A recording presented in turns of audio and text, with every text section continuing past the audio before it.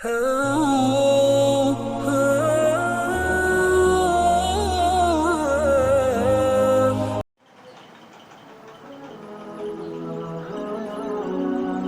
الله الرحمن الرحيم.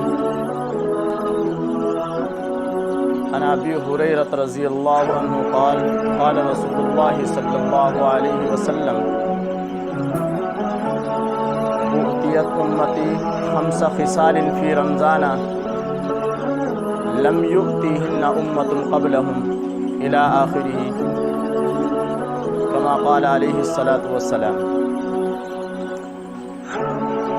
نبی کریم صلی اللہ علیہ وسلم نے فرمایا کہ رمضان میں میری امت کو اللہ تبارک و تعالیٰ نے 5 خصوصیات عطا فرمائی ہیں جو اس سے پہلے امتوں کو نہیں عطا کی. نمبر 1، اللہ تبارک و تعالیٰ نے سب سے پہلی خصوصیت جو میری امت کو عطا فرمائی ہے وہ یہ ہے کہ اس کی روزے دار کی منہ کی بو کو مشک و عنبر کی خوشبو سے زیادہ پسند کیا ہے. نمبر 2، دریا کی مچھلیوں کو اس کے لیے دعا کرنے کے لیے دریا کی مچھلیاں روزے دار کے لیے دعا کرتی ہیں. نمبر 3، ہر روز رمضان کے ہر دن رمضان المبارک کے ہر دن میں جنت کو مزین کرتا ہے اللہ تبارک و تعالی اور کہتا ہے قریب ہی میرا بندہ دنیا کی مشقتیں اتار کر کے اور دنیا کی مشقتیں برداشت کر کے جلد ہی تیرے اندر آنے والا ہے. اور چوتھا، اللہ تبارک و تعالیٰ نے اس مہینے کے اندر اس امت کو جو خصوصیت عطا کی ہے وہ یہ ہے کہ شیطان اس مہینے کے اندر قید کے اندر کر دیا جاتا ہے، اس کو زنجیروں میں جکڑ دیا جاتا ہے. اور 5ویں خصوصیت یہ ہے کہ اس مہینے کی آخری رات میں اللہ تبارک و تعالی روزے دار کی مغفرت فرما دیتے ہیں. صحابہ نے عرض کیا یا رسول اللہ، یہ رات شب مغفرت ہوگی یا شب قدر ہوگی؟ نبی کریم صلی اللہ علیہ وسلم نے فرمایا نہ یہ شب قدر ہے نہ شب مغفرت ہے، بلکہ یہ رات تو جب کوئی بندہ اپنے کام کو مکمل کر لیتا ہے، اپنی مزدوری کو مکمل کر لیتا ہے، جو کام اس کے سپرد کیا گیا ہے اس کو پورا کر دیتا ہے، تو ظاہر سی بات ہے اس کی مزدوری بنتی ہے.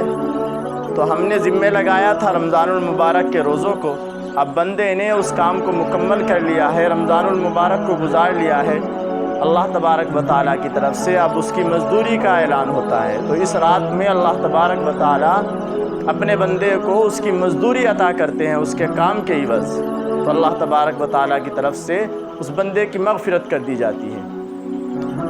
نبی کریم صلی اللہ علیہ وسلم نے یہ 5 خصوصیات فرمائی ہیں کہ شیطان نمبر 1 جو منہ کی بو ہوتی ہے روزے دار کی، روزہ رکھنے کی وجہ سے جو پیدا ہوتی ہے، اللہ تبارک و تعالیٰ اسے مشک سے زیادہ پسند فرماتے ہیں. مشک کی خوشبو اس کے آگے کچھ نہیں ہے. دریاؤں کی مچھلی اس کے لیے دعا کرتی ہے، مغفرت کی دعائیں کرتی ہیں. اسی طریقے سے اللہ تبارک و تعالیٰ جنت کو اس کے لیے سجاتے ہیں. شیطان کو رمضان کے مہینے میں جکڑ دیا جاتا ہے، قید کر دیا جاتا ہے. اور 5واں یہ کہ جب بندہ کوئی کام کر لیتا ہے تو اس کی مزدوری دی جاتی ہے.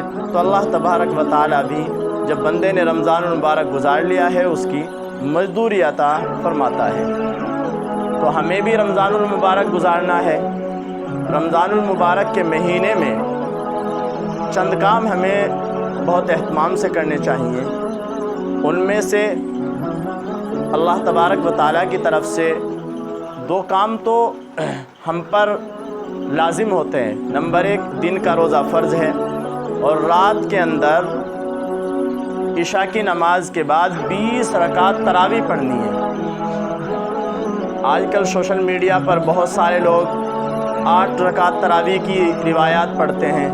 بھائی اصل میں وہ تو تہجد کی نماز ہے۔ نبی کریم صلی اللہ علیہ وسلم نے جو 8 رکعت پڑھی ہیں وہ تہجد ہے، اس غلط فہمی میں نہ جائیں، بلکہ 20 رکعت با جماعت مرد حضرات کے لیے مسجد میں پڑھنی چاہیے 20 رکعت تراویح۔ اور اسی طریقے سے جس طریقے سے تراویح کا پڑھنا سنت ہے، اسی طریقے سے تراویح کے اندر مکمل قرآن کریم ایک مرتبہ ختم کرنا یہ بھی سنت ہے۔ تو رمضان کے مہینے میں اپنے آپ کو مضبوط کرے، ہمت کے ساتھ، مضبوطی کے ساتھ، لگن کے ساتھ، شوق کے ساتھ مسجد میں آ کر کے تراویح ادا کریں، اور کسی امام کو، کسی حافظ کو متعین کر لیں اس کام کے لیے کہ وہ ہمیں قرآن کریم تراویحوں میں سنائے۔ دوسرا، رمضان المبارک کے مہینے میں دن کا روزہ رکھنا ہے، اور دن کے روزہ رکھنے میں احتیاط کرنی چاہیے۔ اور روایات کے اندر آتا ہے کہ اس مہینے کے اندر بندے کو چند کام کرنے چاہیے، ان میں سے یہ ہے کہ ایک تو لا الہ الا اللہ، لا الہ الا اللہ یعنی کلمے کا ورد بہت زیادہ کرنا چاہیے۔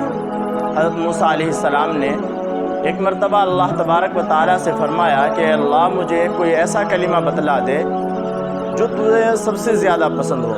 فرمایا لا الہ الا اللہ، لا الہ الا اللہ پڑھو۔ موسیٰ علیہ السلام نے کہ تیری پوری مخلوق پڑھتی ہے، ساری مخلوق پڑھتی ہے۔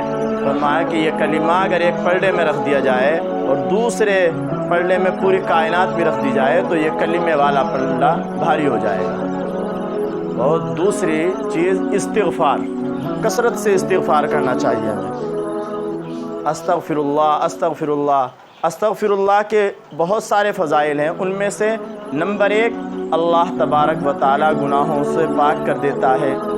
نمبر 2 بے اولاد کو اللہ اولاد دے دیتا ہے۔ نمبر 3 استغفر اللہ، استغفر اللہ کہنے سے روزی میں برکت ہوتی ہے۔